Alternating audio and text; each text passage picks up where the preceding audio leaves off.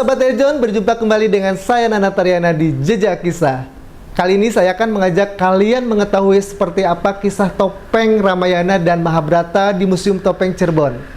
Seperti apa kisah dan sejarahnya? Ikuti perjalanan saya hanya di Jejak Kisah.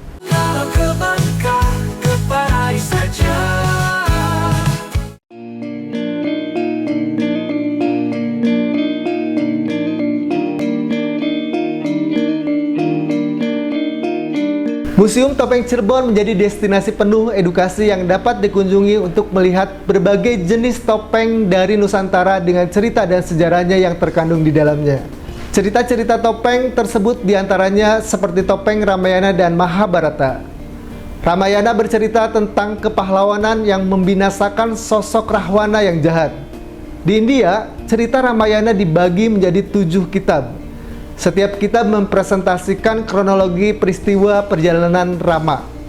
Seperti yang saya katakan tadi, bahwa di dalam penyajian topeng Cirebon itu ada beberapa jenis pertunjukan. Yang pertama yaitu topeng babakan, kemudian ada topeng yang dibentuk dalam bentuk cerita lakon Panji, dan yang berikutnya adalah cerita lakon Wayang Wong yang mengambil dari epos Mahabharata dan Ramayana. Nah, ini merupakan salah satu peninggalan pertunjukan topeng yang juga sama mengalami pasang surut karena memang tokoh-tokohnya harus melibatkan orang banyak. Topeng yang biasa dipakai dalam pertunjukan Wayang Wong cerita Ramayana mempresentasikan tokoh-tokoh yang ada di dalam cerita ini. Seperti Brahmana, yaitu kaum pendeta, Wanara, yakni kaum manusia kera, dan tokoh lainnya.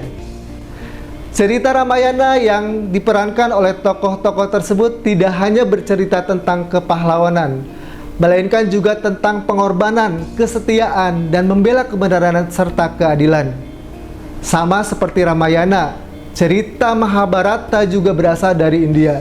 Cerita ini diperkirakan muncul di Nusantara bersamaan dengan berkembangnya agama Hindu-Buddha. Mahabharata disebut sebagai salah satu cerita terpanjang di dunia. Mahabharata bercerita tentang konflik perang antara Pandawa dan Kurawa yang merupakan keturunan dari Bharata. Kisah Mahabharata juga menjadi cerita yang sering diangkat dalam sebuah pertunjukan Wayang Wong.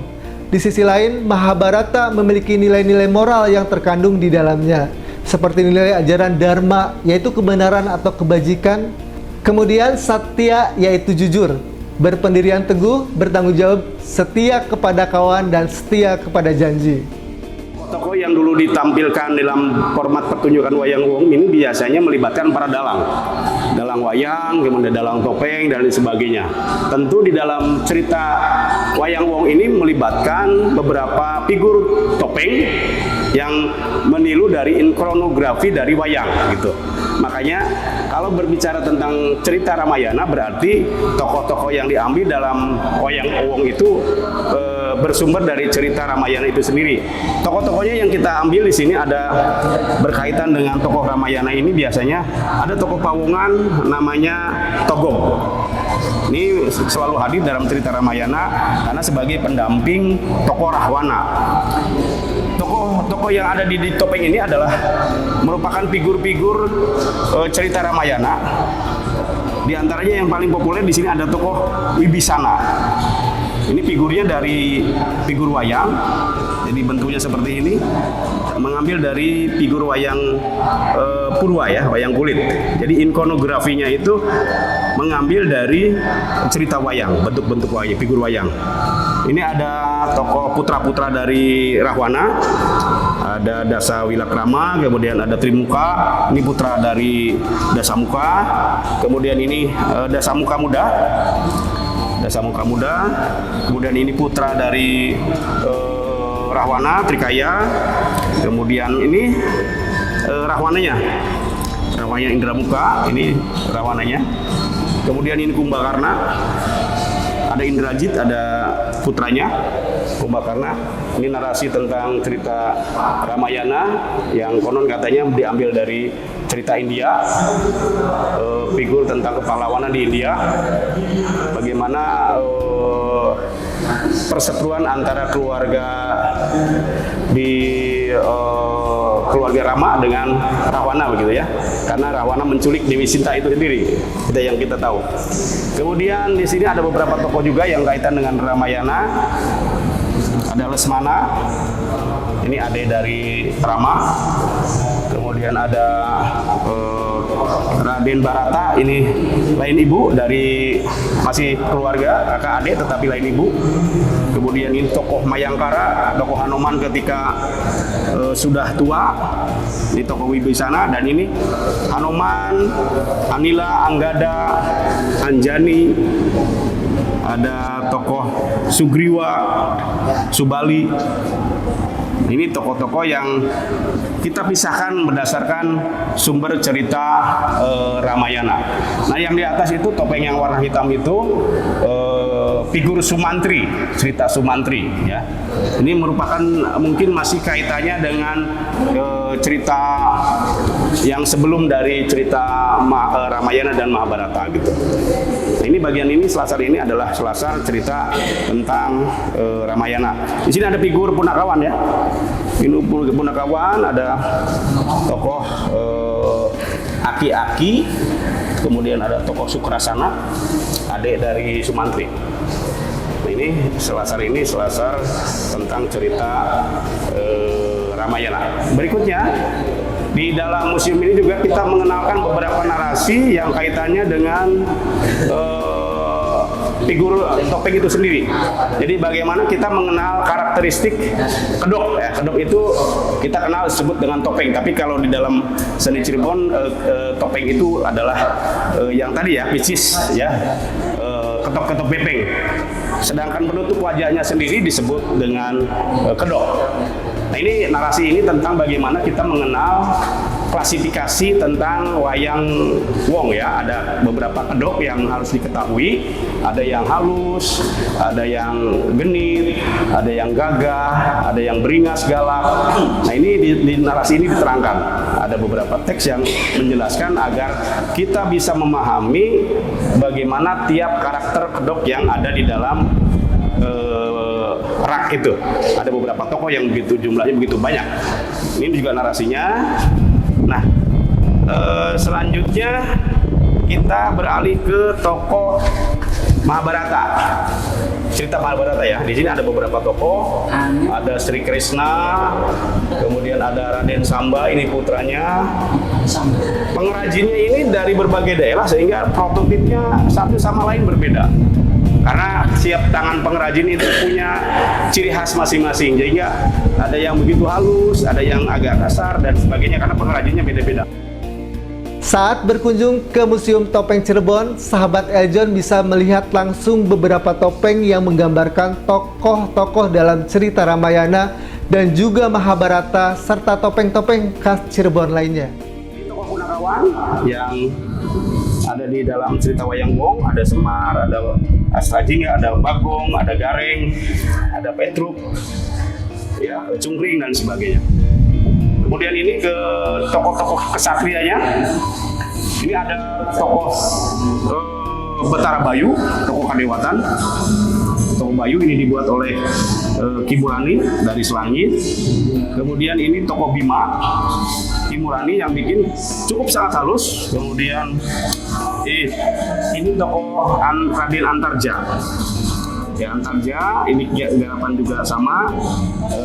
Merupakan replika dari wayang wong yang ada di Cirebon. Kemudian ini karya Ki Murani juga. Ini hampir semua tokoh yang ada di sini. Selasar ini merupakan figur-figur cerita Mahabharata. Di sini juga ada beberapa tokoh. Jadi ini misalnya di bawah ini ada tokoh Gatotkaca. Jadi ini gambarnya, kedoknya, kemudian keterangannya ada di sini. Ya, ini tokoh Gatotkaca. Kemudian ini topeng ini figurnya figur Buta Terong. Ya, figur Buta Terong. Jadi tiap kotak ini ada kotak nada.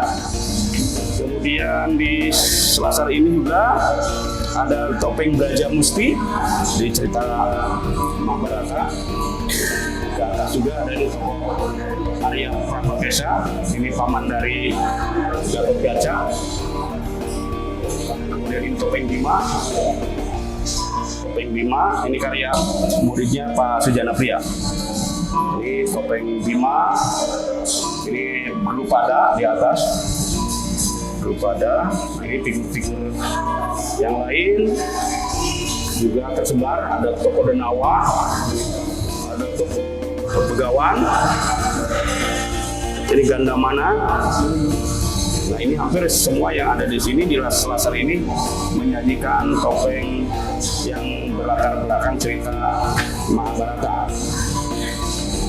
Nah, di sini masih ada beberapa tokoh yang lain yang cukup menarik dalam cerita Mahabharata.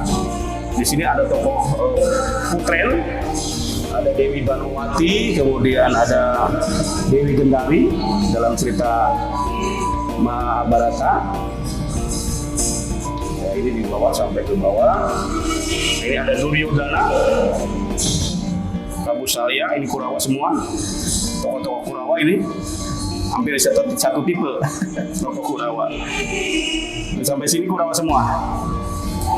Nah, yang ini juga Kurawa, hampir satu bentuknya, wandanya sama, tipenya sama. Nah, ini juga Kurawa semua.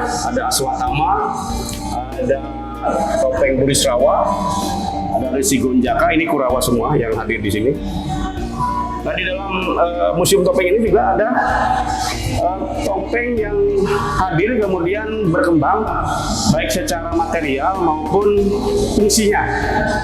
Jadi bagaimana keberadaan topeng di masa akan datang, di masa kini, fungsinya ada yang secara konvensional masih digunakan, tetapi mungkin agak bergeser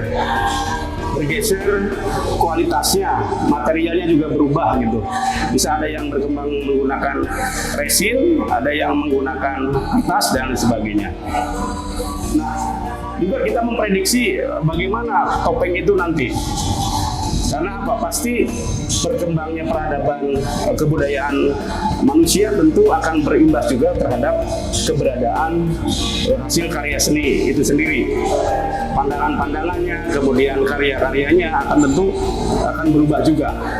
Nah, ini topeng yang sekarang berubah materialnya karena ini terbuat dari resin. Terbuat dari resin, zat kimia ya tentu. Dibuat tidak hanya menggunakan kayu tetapi menggunakan cetak dari resin, ada yang dari kertas gitu, bahkan ada yang dari tanah liat, dari gerabah. Nah, ini fungsinya sudah tidak lagi sebagai properti untuk menari tetapi untuk hiasan. Tetap ini ada 5 digunakan sebagai hiasan. Ini gerabah ya, seni gerabah. Materialnya dari tanah liat. Pengrajinnya masih ada di daerah Jamblang, Sitiwinangun. Terdapat pengrajin gerabah yang juga menggarap tentang bagaimana topeng itu hadir di dalam kehidupan masyarakat Cirebon sebagai cindramata atau benda kerajinan seperti itu. Kemudian di sisi terakhir di sini untuk museum topeng ini didukung juga dengan literasi yang berkaitan dengan budaya Cirebon, kemudian topeng Cirebon itu sendiri, dan sejarah ya, sejarah topeng. Di sini ada beberapa catatan yang dibuat oleh leluhur kita Pak Sujana Pria dan Ki Kandeng yang selalu rajin membuat narasi-narasi kecil berupa catatan-catatan yang bisa dibaca oleh peserta pengunjung. Jadi kita masih bisa lihat tulisan-tulisan beliau secara jelas gitu ya, narasinya, literasinya bisa kita lihat bagaimana kostum, bagaimana tentang literasi topeng itu sendiri. Ini cukup sangat berharga untuk kita pelajari. Ada beberapa naskah lain yang dikaji oleh peneliti-peneliti yang pernah datang ke Cirebon, juga kemudian menjadi buku referensi di Museum Topeng Cirebon. Ada yang cukup menarik ini dari Amerika Serikat. Ini Ibu Lori dari Amerika pernah menulis beberapa kaitannya dengan topeng, diantaranya adalah The Ancient Cirebon March gitu ya. Kebetulan ini saya bantu dulu ketika beliau meneliti di Cirebon cukup lama tentang topeng Cirebon ini. Ini bahasa Inggris, jadi baru dihibahkan ke kita, baru datang 2 minggu yang lalu dari Amerika, ini kiriman dari Amerika.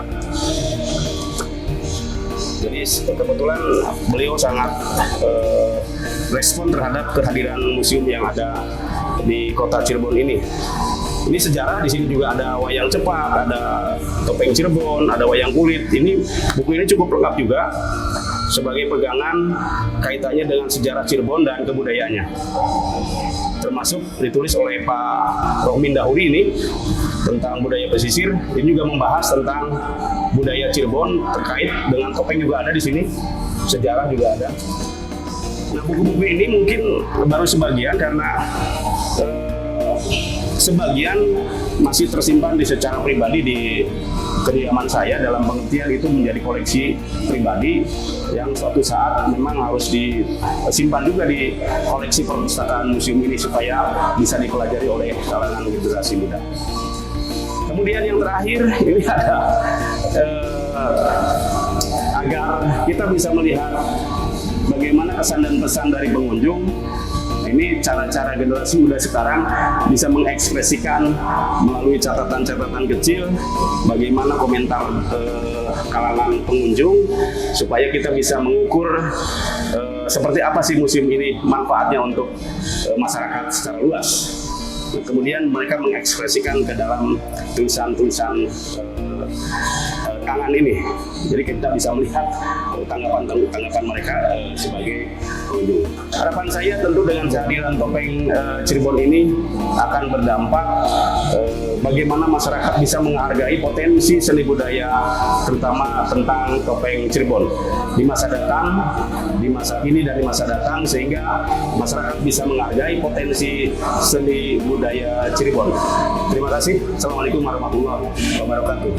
Oke sahabat Eljon, itu dia penelusuran saya mengulik keunikan Museum Topeng Cirebon dengan mengetahui kisah Ramayana dan Mahabharata. Saksikan terus perjalanan saya di Jejak Kisah. Jangan lupa like, comment, share, dan subscribe.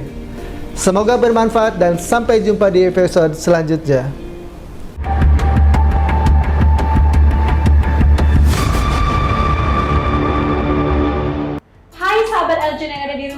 Perkenalkan, saya Desi Rahel Syagian, Putri Bumi Indonesia Udara 2023. Gimana? Udah nonton videonya belum? Jangan lupa di like, share, dan subscribe video ini ya. Sampai ketemu!